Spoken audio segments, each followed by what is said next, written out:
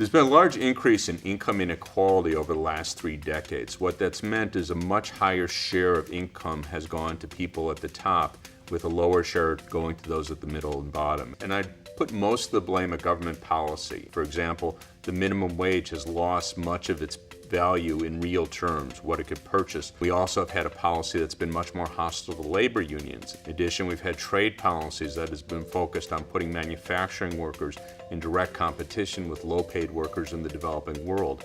And as one more point, a lot of the biggest fortunes that have been made have been in the financial sector, and that's really been, I'd say, a direct result of the government policy of deregulation. I see another cause for the growing inequality.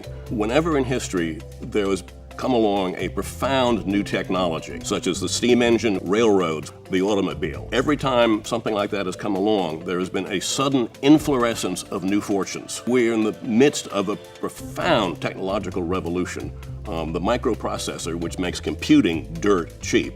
And so there's been an enormous creation of fortunes. Nobody's poorer because Bill Gates is enormously richer than he was 30 years ago.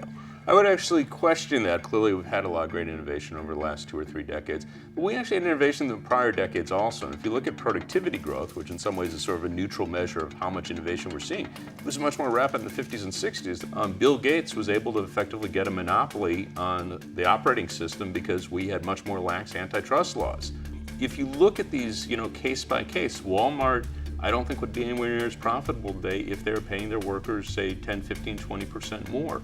So you can go down all the fortunes. I'm not saying every last one. I'm not saying these people still wouldn't be very rich, but I think that you might not have seen quite the same explosion in wealth at the top end had we had different policies in place.